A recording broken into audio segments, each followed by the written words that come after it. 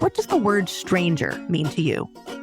Frequent listeners will know in every episode, I ask my guest that very question. I want to know, how do they think about what it means to be a stranger through the lens of their life experiences, the work that they do, this moment in the world? Well, today I'm sharing a roundup of responses to that question from across 2 seasons of Not Really Strangers, a kind of collage-style meditation on what it means to be a stranger and why it matters. We hear from artists, advocates, business leaders, and so many others. Each guest is either a refugee themselves, is the child of refugees, or is someone who has simply felt called to advocate for and work alongside refugees. I don't want to say too much because I want you to experience the wisdom my guests have shared without my editorializing. But I invite you to listen for themes and for nuances. See what people's answers bring up for you and whether they shift your own thinking about what it means to be a stranger in this world. We'll hear first from LA restaurateur Lynn Ta. I mean, a stranger is an opportunity, I think, to explore your own curiosity, to expand what you think you know. For me, a metric of success is if I can somehow blur the boundaries just for a moment between me and a stranger, so that they may sort of take that, I guess, feeling and pay it forward to someone else. Because like I said, and many young children go through this, but I think for me it was especially sort of apparent or vulnerable to be the daughter of Vietnamese refugees and to be in a predominantly white and Black school, and to just be so different and to be so like unapproached, to be strangered for longer periods of time. It really made me want to never make other people feel that way. Nonprofit leader Susanne Ehlers. I'm such a people person at heart that for me, the idea of a stranger is really about potential. Like a stranger to me is simply someone whose story I haven't heard yet. Yeah. Right. So the moment, like, I feel like in such a, polarized world, but if we can move from the moment, we could shift assumption to curiosity, then something changes. And it can happen in the simplest of ways, right? When you ask somebody, where they're from, what shaped them, what they care about, like this category of unknown person dissolves and a human being appears. Refugee advocate and refugee Nabeen Damal. For me, I think stranger means misunderstood. Sometimes it could also mean excluded, unknown. So in Nepal, we weren't accepted as Nepalese because my family had lived many, many, many generations in Bhutan. I have never been to Bhutan. I don't know anything about Bhutan. I lived in Nepal, but I don't know anything about Nepal in that context. Like, it's such a beautiful country. People ask me about Mount Everest. I lived in a refugee camp and have not really seen Kathmandu and Pokhara and other beautiful places that Nepal has. And I've been here in the States, and yet I don't feel American. I'm a US naturalized citizen. So I just carry this stranger. I think I would just say for me, it's just sometimes being misunderstood and misjudged. But I do think we have the ability to change that, such as with this podcast, Not Really Strangers, when we say, hey, tell me your story. Where are you from? And what is your story? And I think that helps us connect and break that silo of how do we connect and how do we build that community? Marketer, podcast host, and community builder, Mariam Banikaram. I think a stranger is just an opportunity to make a friend. I think we have 8.5 million people who live here. There's 8 of every single kind of person. That's partly, I think, why I love New York so much. The energy, the diversity. I love the subway. I love the energy of the subway. I think the best people watching, the best fashion spotting, trend spotting happens on the subway. And I think, it's an attitude. You can look at a stranger and see somebody who's an other, or you can see a stranger and think, wow, that person has an interesting story to share. And it's an opportunity to connect. Philanthropic leader and disruptor Ada Williams Prince. I was drawn to the idea of my ancestors being forced into leaving a home or a place that was not their own into slavery. And it's a connection that I feel deeply rooted in my work to bridge culture and connection. But then later, I was working in international development and I got an opportunity to work in South and Southeast Asia in the aftermath of the 2004 tsunami as an emergency program manager with Save the Children UK. And that proved to me a lot more about our shared connections. I met a driver in Aceh, Indonesia. And, we were working together. And when I first met him, he looked deep into my eyes and he was like, I am so sorry for your people. I was shocked. And I said, what do you mean? I mean, he had just lost everything, like 16 members of his like immediate and close family. And he said, for New Orleans, what happened to your people? Well, that just broke me, right? Like, how could he from across the world understand and see a connection in what happened in Hurricane Katrina? And of course, I have family there. And so it was really difficult. But that kind of compassion across oceans was just really heavy and deep. Physician Dr. Suzanne Barakat. There has been this shouldered burden and responsibility as Muslims in this country to represent, the second largest faith in the world. And it's exhausting when you're only ever seen in the lens of a national security threat. In my mind, growing up, it was always be kind, smile, turn them from strangers to friends with your warmth, with your compassion.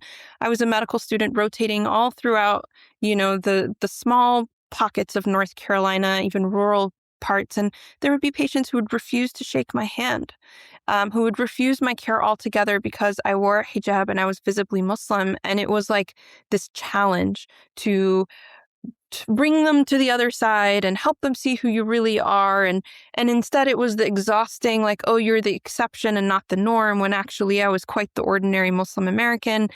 And it was just this exhausting burden. Professor and refugee Twy Ngo.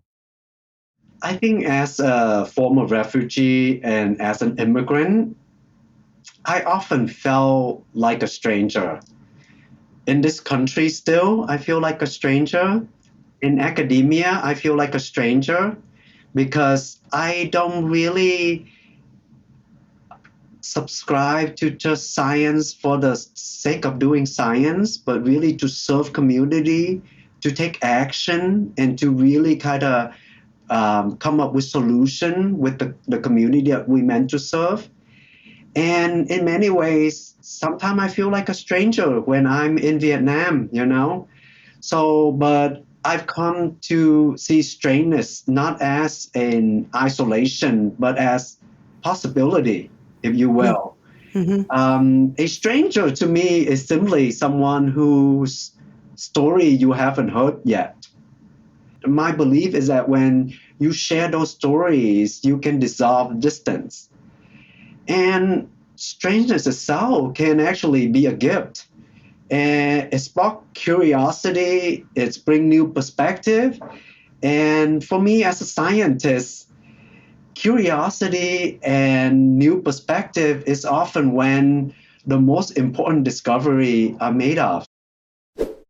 Actor and Goodwill Ambassador for UNHCR, the UN Refugee Agency, Kristen Davis. The thing that I'm always reminded of when I come back from a trip is that I feel like in our Western world, what we struggle with is like the bubble, being in the bubble of your life and kind of forgetting like your life. Obviously, we're trying to do the best by our children and our, jobs and whatever different things that we care about. But, you forget sometimes about everything going on out there and you can get kind of myopically focused in your day-to-day details. I think that's, a danger because then you're not actively participating in the bigger picture. corporate executive and board member here at USA for UNHCR, Colin Brown. It's about the everyday people whose lives are ripped apart by displacement. It is about the parents, the nurses, the kids, the teachers, the fathers, the mothers. It's the fact that this impacts so many people and there for the grace of God goes I. It could just so easily be me. It could be my family. It could be my kids. And at the end of the day, to me, that's what it kind of means. We're not really strangers. We may choose not to necessarily acknowledge that, but we're not really strangers. Dancer and stateless refugee Ahmed Jude. But I see nowadays, like a lot of people say, refugees are strangers. No. Today I am the refugee. Yeah. Tomorrow it might be you. Mm-hmm. So let's be nice to each other. We are looking at a world that's making countries fall every single day. Mm-hmm. So that provides a lot of refugees, right? If we keep considering each other strangers, how can we help each other?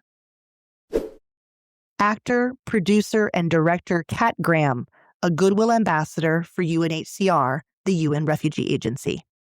I've met so many people that I don't speak the same language of, and we're laughing over something 5 minutes later, and we don't speak the same language.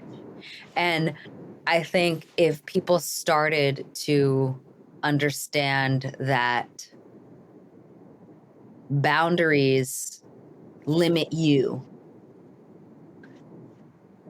and keep really beautiful experiences away, and started to learn more about a shared world where people started to really understand that the lack of wheat in Sudan that the farmers have has been directly impacted because of the war in Ukraine, and they actually witness these kinds of trickles in real time, then it's not just some karmic idea of what goes around comes around, but an actual true understanding that what happens in one side of the world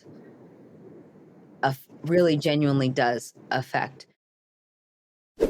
Nonprofit leader Gina Kraus-Vimar. I used to work for an organization called HIAS, and their subtext is Welcome the Stranger, because it's a Jewish organization, and that's such a strong part of the Jewish faith. So for me, in that context, stranger means somebody who is new to a place and who might look and feel and act differently than I do, but at the end of the day is no less entitled to dignity and respect. Human rights lawyer and professor Malika Sada Sar. I think I'm always operating in spaces where I'm seen for whatever different reasons as stranger, and create connection against that perception. Yeah. But I also it was something that is very, that I remember distinctly for some reason. I've held this for decades as a critical memory. I remember being on the metro and seeing this elder woman,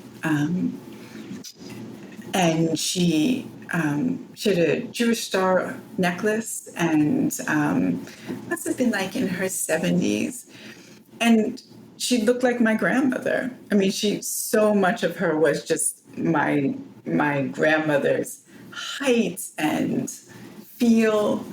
And so I looked at her with this total sense of connection and familiarity. And I think I might have even smiled at her, and she just looked back at me with discomfort. Who do you think you are, looking at me, smiling at me? And it was just one of those moments of wow, you have no idea how I am actually connected to you. And also the sadness of feeling that the connection is in one direction, and that that she wasn't even entertaining on any level that the connection could be in the other. Yeah. But I think we all know that, right? Like, and certainly when we come from outsider communities, whatever those outsider communities are, we so often have an intimacy with the insider community, but the reverse isn't true. Yeah. And I think so much of the work is challenging that asymmetry. Lawyer, advocate, and refugee Monica Malith. Being strangers to almost everything, being strange, everything feeling strange to us is how we fail to create impact. So I'll say, let's be intentional with knowing that anything can be strange to you, but them being strange to you or anyone being stranger to you doesn't mean you can't get connected. Architect and refugee Krista Rivas. For me, being a stranger is not connected to being a refugee or anything like it.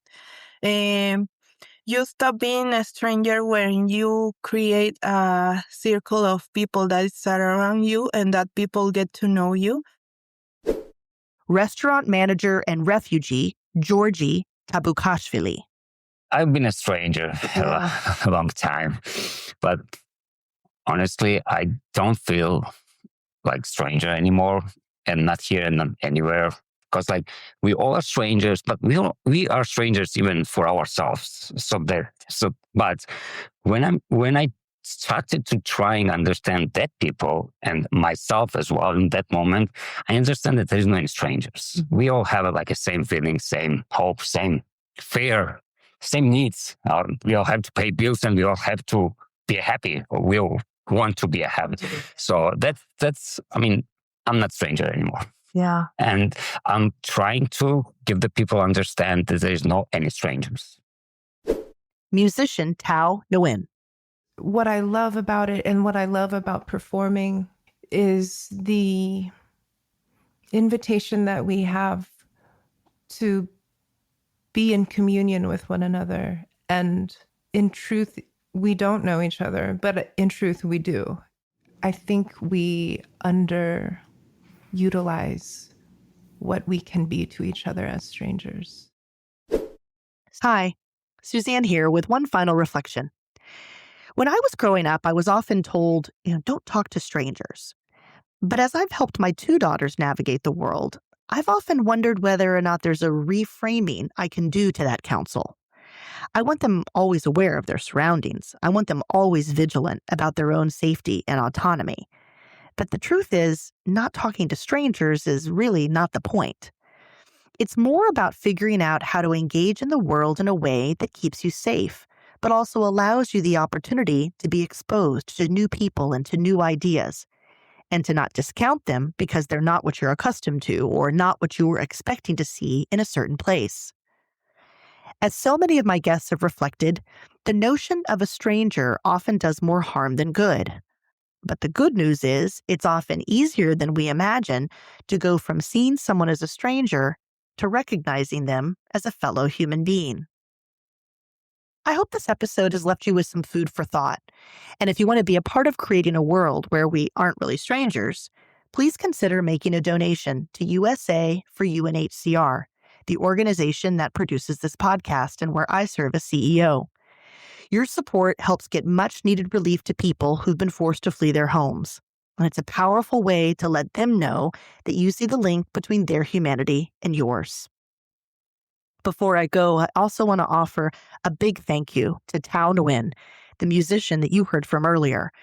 Tao graciously allows us to use an excerpt of her song, We the Common, as the Not Really Strangers theme music. Go check out her portfolio. It's wonderful music. Finally, if you appreciated this episode, it would mean so much if you'd take a few minutes to leave a review. Help us spread these conversations that demonstrate, in our global community, the distance between us is often so much shorter than we think. Thanks for listening, and don't be a stranger.